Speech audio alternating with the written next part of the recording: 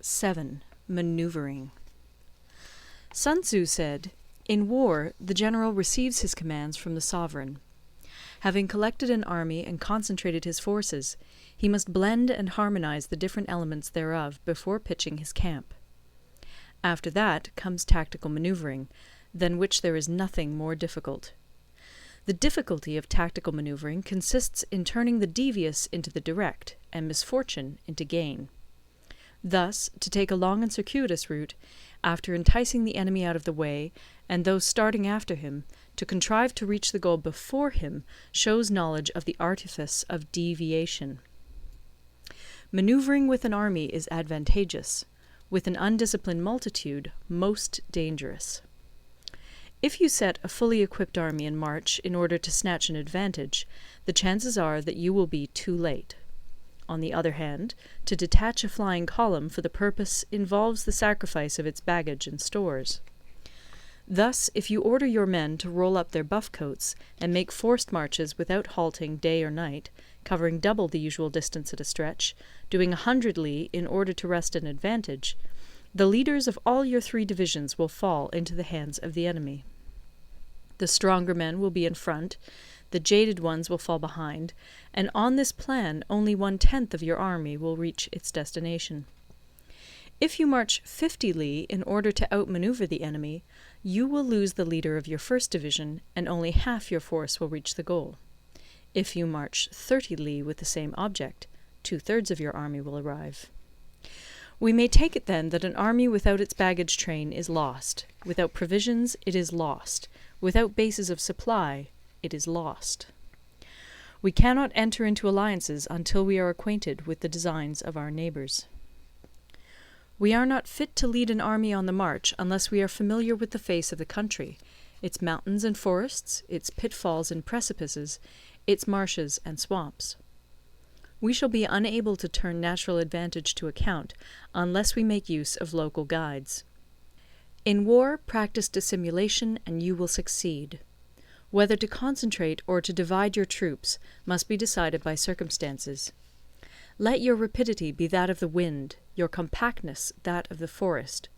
In raiding and plundering be like fire, in immovability like a mountain. Let your plans be dark, and impenetrable as night, and when you move, fall like a thunderbolt. When you plunder a countryside, let the spoil be divided amongst your men. When you capture new territory, cut it up into allotments for the benefit of the soldiery. Ponder and deliberate before you make a move. He will conquer who has learnt the artifice of deviation. Such is the art of maneuvering. The Book of Army Management says, "On the field of battle, the spoken word does not carry far enough. Hence the institution of gongs and drums. Nor can ordinary objects be seen clearly enough.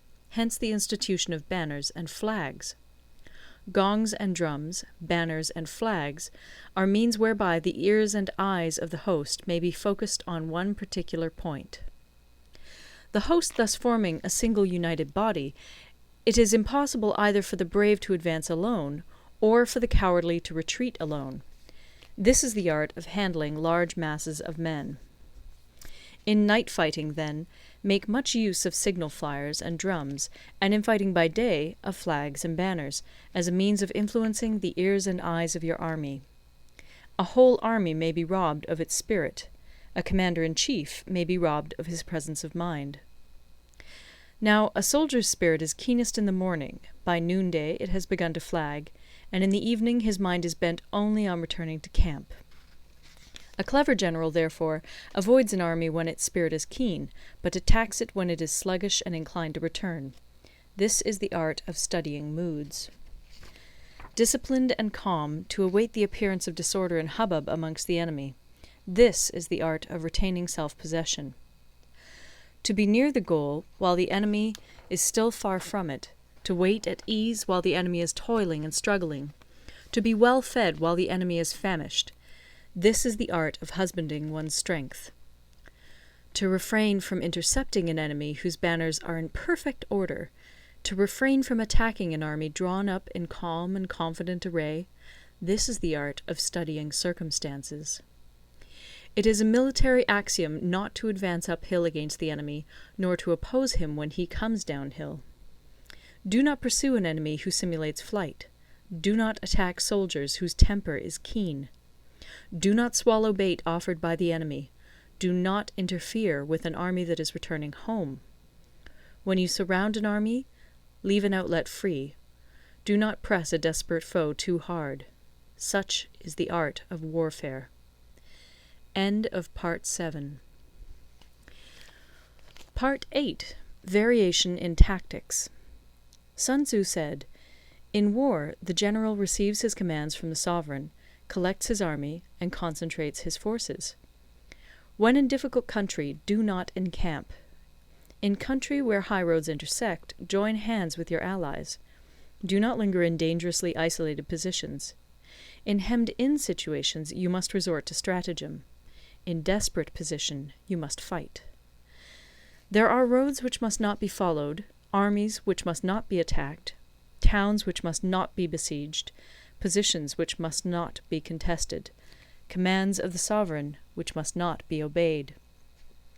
The general who thoroughly understands the advantages that accompany variation of tactics knows how to handle his troops. The general who does not understand these may be well acquainted with the configuration of the country, yet he will not be able to turn his knowledge to practical account. So, the student of war who is unversed in the art of war of varying his plans, even though he be acquainted with the 5 advantages, will fail to make the best use of his men. Hence, in the wise leader's plans, considerations of advantage and of disadvantage will be blended together. If our expectation of advantage be tempered in this way, we may succeed in accomplishing the essential part of our schemes. If, on the other hand, in the midst of difficulties we are always ready to seize an advantage, we may extricate ourselves from misfortune. Reduce the hostile chiefs by inflicting damage on them, and make trouble for them, and keep them constantly engaged. Hold out specious allurements, and make them rush to any given point. The art of war teaches us to rely not on the likelihood of the enemy's not coming, but on our own readiness to receive him, not on the chance of his not attacking, but rather on the fact that we have made our position unassailable. There are 5 dangerous faults which may affect a general. 1. Recklessness, which leads to destruction. 2. Cowardice, which leads to capture. 3. A hasty temper, which can be provoked by insults. 4. A delicacy of honour, which is sensitive to shame. 5. Over-solicitude for his men, which exposes him to worry and trouble. These are the 5 besetting sins of a general, ruinous to the conduct of war. When an army is overthrown and its leader slain, the cause will surely be found among these 5 dangerous faults. Let them be a subject of meditation. End of Part 9. Recorded in Toronto, Ontario by Moira Fogarty, October 2006.